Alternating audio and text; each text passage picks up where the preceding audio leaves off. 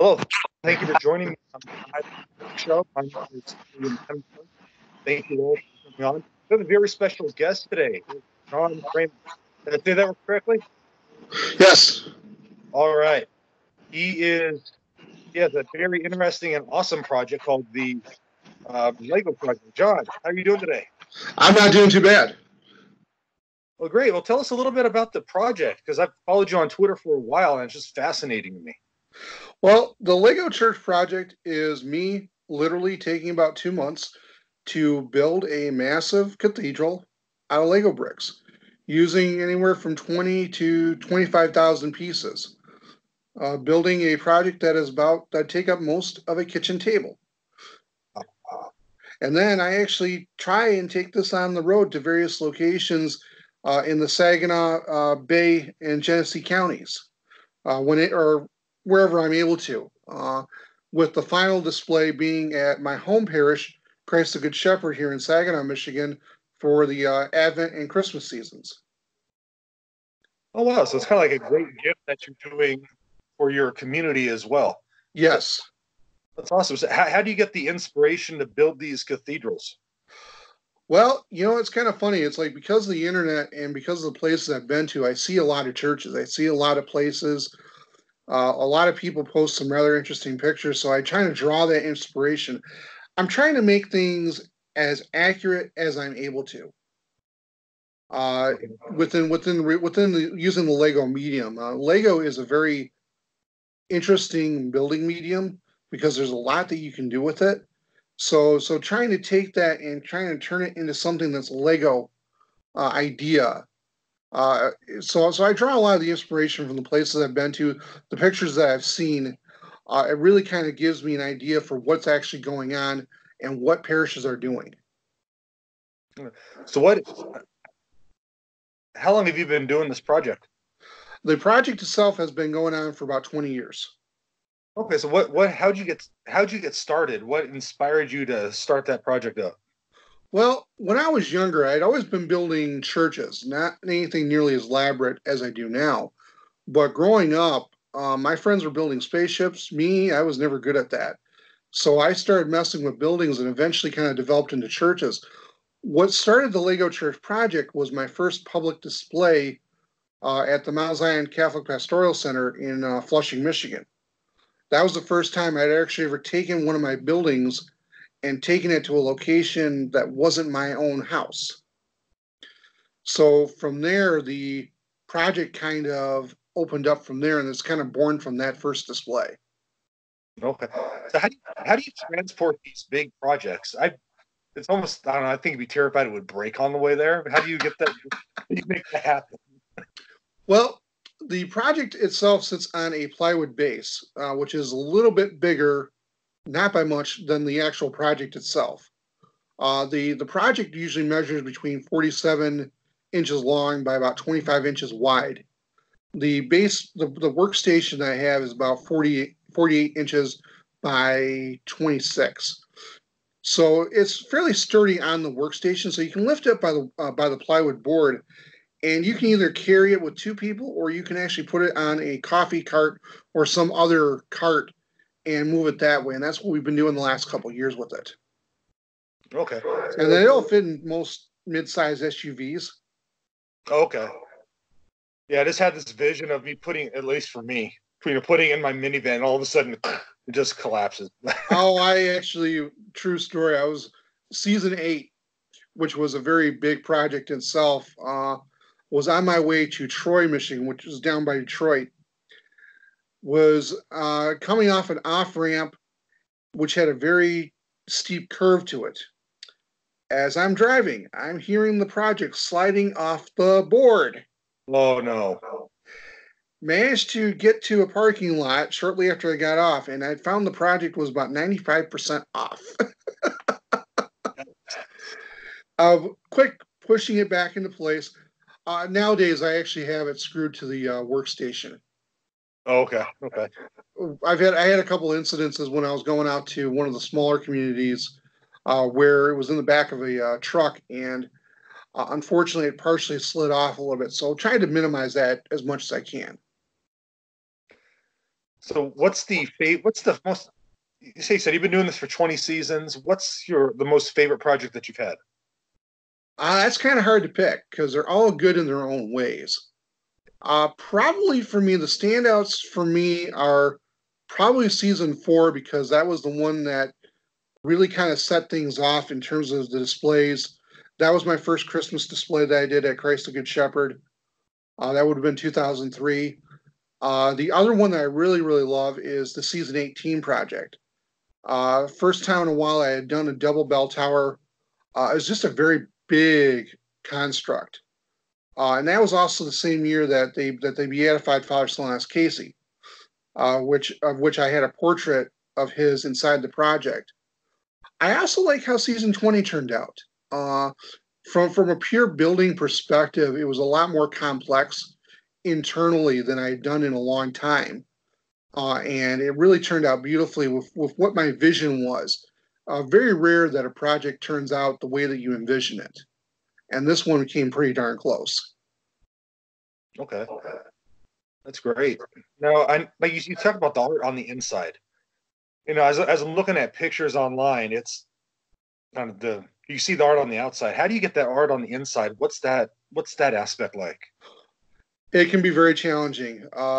The interior design actually has to be built about 90% before you get the rest of the walls up. The project is actually built in a couple different stages. You have the main sidewalls that get built up first, a little bit, just mainly for placement of windows and stuff. And sometimes you have to take things apart to get things to put other stuff in. But really, the floors and the doors have to be kind of measured out and set roughly before you do anything else. One of the first things that gets built is the altar. The main altar, the main flooring of the altar has to be built up because that will set the tone for the rest of the building. Okay. And then from there, once you just get before roof phase, you can then put in the rest of the details. I like to get the minifigures in by at least the halfway point, just because it's hard to reach down. Because you're building it on a portable table, and you have a lot that you have to deal with, but your arms can only go so far. And there's over 200 minifigures sitting inside that. Oh, wow.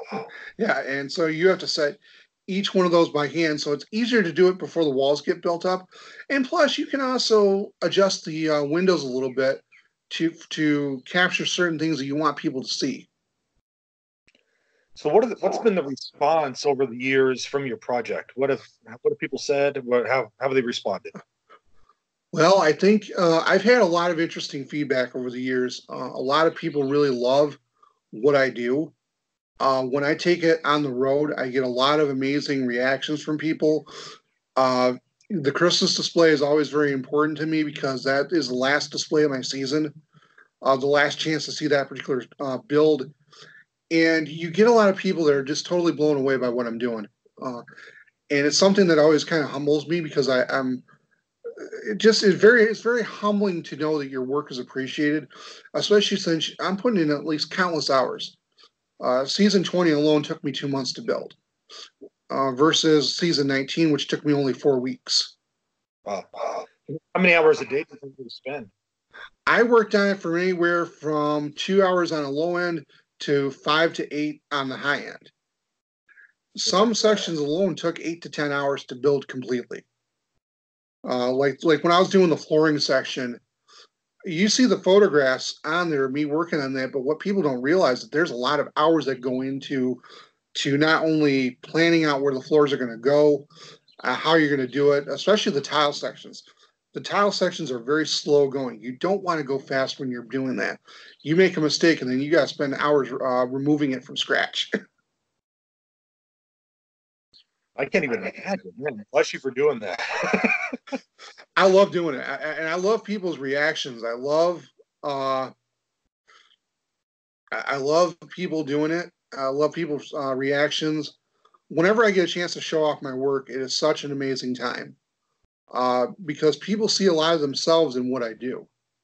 They see themselves inside the church, which is definitely one of the things that I do with it. And it motivates me too to try and make things as realistic as I can. Yeah, have these and conversations with people led to discussions about faith, conversion, or anything like that? Sometimes. Okay. Sometimes I've been able to talk to people, particularly when it comes to the area of disability awareness. When people realize that I have a disability, I'm doing this. It really kind of takes them by surprise, and kind of adds much more to the message of what I'm doing with the project. Okay. Now, as far as disability awareness, what are some things that you're trying to make people aware of specifically? For me, the areas that I'm focused in is making sure that people understand that just because you have a disability does not mean the end of the world. I actually live a fairly productive life despite the fact that I don't work. God has given me this amazing talent, and I believe it to be shared with others. One of the areas that's very important to me is the issue of transportation within the church, because of the fact that I don't drive. And I'm blessed to be able to have transportation to get to where I need to go most times. But there are a lot of people out there who may not be as fortunate or may not have the right kind of connections needed, especially when it comes to going to Mass. So, what are some things that we as a church can do differently to assist those that may have a disability? Well, in terms of transportation, I think it's just being more open minded, making it more aware that people may need a ride.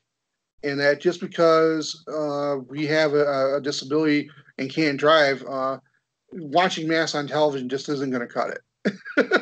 There's But no also, substitute. I'm sorry. I said right. There's really no substitute. I mean, it's better than No, there's nothing. not. But also too, I think that's just the general mindset. I think if we start at the ground level and open up our hearts a little bit more, and to realize to take people where they're at. Some people are good in certain things, some people are not. That's just the nature of life. And I think that there's a wealth of benefit that can be. I think there's definitely a wealth of information that someone who has a challenge can offer. Way more so than what people realize. Uh, I'm certainly definitely an intelligent person in a lot of the things that I do, and definitely have a lot of things that I can offer the church. Not just with the project, but also with my gift of singing. I've been singing choir for a good number of years, and I enjoy doing it.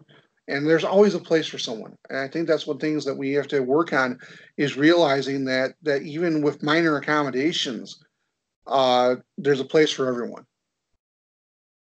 Amen. One of the things I always like to say is that everyone has been blessed with some kind of gift that can benefit the church, no matter how small, large, whatever. There's always a Yes. place. Always a place. Now, in regards to your project, is there? I was looking on your website earlier, and you have great blog posts, by the way. If you want to follow a great blog, praying with I can't talk today. Prayingwithbricks.blogspot.com. If that's the correct website, right? Yeah, praying at the bricks. And actually, the reason why it's called that is because there's a lot of time when I'm working on the project, I'm praying. I'm literally praying at the Lego bricks. And the blog was kind of created for twofold. Number one, it allows me to share additional things regarding the project that Facebook doesn't really have a good avenue for, such as the frequently asked questions, donation posts, kind of being able to go a little bit more in detail as to why certain things are, why do I need help, stuff like that. But also too, I started doing a lot of writing on my personal Facebook page, and I kept getting a lot of comments from people, a lot of stuff. Hey, John, you're a good writer. You should write a book. You should do this. So I started the blog as a collection of those writings, a lot of those reflections, just to make sure I have it on record somewhere other than Facebook. Sure. Because people do enjoy the posts that I put up. I just did one the other day called The Old Church, which was kind of an experiment, writing experiment that turned out beautifully. I often comment, talk about disability sometimes, spiritual issues as well. And I mean, I'd like to think that I have some understanding of things, but I really do enjoy the writing aspect of it, and I hope to be able to do more of that in the future. It definitely is worth it. You are a talented writer in addition to building these projects. So thank you for sharing. Thank you. Thank you so much. Oh, my pleasure. And in regard to your project, is there some place that you would love to display everything that maybe hasn't you haven't had a chance to yet or haven't had the opportunity? Oh, yes. Well, my list of places that I'd love to go are long. Holy Family in Grand Blanc, Father Joe Krupp's area. Would love to go there. The Father Solanus Casey Center in Detroit is one of the spots I would love to go if there's a way to do it. And the reason being is that for season 20, I included him in the project again. With these anniversary seasons, I tend to throw things from previous years into the current design and kind of incorporate some of the history. And since Father Solanus was a very big role in the season 18 project, it was only fitting to include him in it again, using the same portrait that I used for season 18, and also too for the first time including the relic cross that I built after the beatification mass. Okay. I actually built a replica of my own replica of the relic cross, which was beautiful. Turned out amazing, but I didn't have it. I had it at the tail end of season 18, but never had it for a full season. So this is kind of an interesting little thing, and I have it off in the one little side there, and people have been really getting a kick out of that as well. Now, where can people learn? Sorry, my kids just woke up, so I hear 4 kids running around out. Oh, I understand that. So how can people learn more about your project? Where are some places they could visit? The best place is on Facebook under Lego Church Project. That Okay. is the hub, the nexus for everything that is related to what I do. I have photos of all 20 seasons, so people can have a chance to see how things have developed over the years. Okay, so it's facebook.com/the Lego Church Project. Yep, all one word. The UL. Okay, the URL. So on your website, you talk about donations. Do you get the Legos donated to you? How does that happen? I've had Legos donated to me. I also have on the various blog posts linked to the PayPal account, which I'll usually use those to buy Legos from Bricklink. Usually either new parts that can be used or replacement. Because of the stresses of the project, that because of all the transportation, Legos do wear out over time. They're a very versatile construction tool, but I have a collection that spans over 40 years. So at some point, pieces will break. Case in point, during the teardown for season 19, I had a couple base plates snap on me, disintegrate. Thanks. Lego has a very high tolerance, but if the plates are older, the plastic tends to get a little bit more brittle. And that's just normal. That's just normal wear and tear, especially when you have it in a very thick construct, such as a balcony piece. Right. Right. So over time, you just replace those other ones, and hopefully you don't have a full project on top of those. And yeah. I believe it or not, catastrophes with the project have been very rare. I mean, I've had a few points where I've come back from repairing it or had to repair it from a transport. That's normal stuff. That just happens. That's no big deal. 10, 15 minutes and I'm back up, back to where things should be. So how can people support the Lego Church Project? There are many ways. Share the Facebook page, among other things. That lets people know that I exist, so to speak. Okay. And I'm sorry, I've got my neighbor decided to mow the lawn. I don't know how much of it's coming through on the microphone. No, can't hear anything. Okay, good. So anyway, share the Facebook page. Check out the blog posts. Check out the information. Let people know. I think out of all the big thing in that and prayer. Pray for the direction of the project. Pray that I can establish contacts with people to help with the displays because I don't drive, which kind of adds to the challenge of trying to find locations. I have been very blessed over the years where I do have fans who support me and are willing to help me out. And I don't take that for granted. I'm very thankful for everyone who supports me in what I do. It means the world to me to know that I've been able to do this. And I really believe that it's because of the fan support that I've been able to do this for so long. Amen. And what are your plans for the next season? Well, the goal right now is to secure some locations leading up to the Christmas display. After that display, I'll be doing the teardown, and I don't have a date yet set for when I'm actually going to start work on season 21. Right. I'm leaning towards March on this one. The last couple of years, I usually start the build process between February and March for the typical season. Usually allowing myself 2 to 3 months build time because it depends on how many bricklink orders I have in, how much, what's the design calling for, how complex is the actual building. What took a long time on season 20 was the fact that I've got 2 different strands of lights. I've got a strand on the lower half, which is the first time I've ever done that. And then I've got a strand on the upper portion, which is for the main building itself. That illuminates everything. So that adds a little more complexity to it, getting the electricity in there, the lights. Yeah, well, I'm using a standard strand of Christmas tree lights. Okay. Which I've always been using. That's been the main source of light for the project for a long time. But the challenge is trying to take a 50 count strand and stretch it out over a space.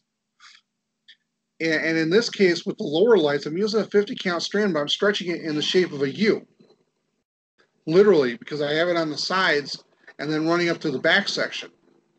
The uppers are a little bit better because I'm running that over the entire course of the upper grid, the roof grid. And that has to get built in before I start putting in roof tiles and stuff. So, which can take a bit of a challenge. It's at times the build can be very fast, but other times it can be very slow, and you have to be slow. You don't want to make a mistake because something one wrong step of your hand, and you could end up destroying an entire section, which I've done before. Well, John, it's been a pleasure having you here on the Bible Catholic Show and channel on YouTube. I really appreciate this. Thank you so much. It's my pleasure. Any parting words for our listeners out there? Any words of wisdom? My belief is that no matter what goes on in our life, God is there with us always. It may not always seem like it, but through the storms, we stand strong in our walk with Christ. And by the grace of God, I'm still standing. Amen. Amen. Well, John, it's truly been a pleasure. Check out the Lego Church Project, facebook.com/Lego Church Project, blog prayingatthebricks.blogspot.com. Follow him, check it out, share the page. You will not regret it. John, it's been an absolute pleasure. Thank you very much. Thank you so much.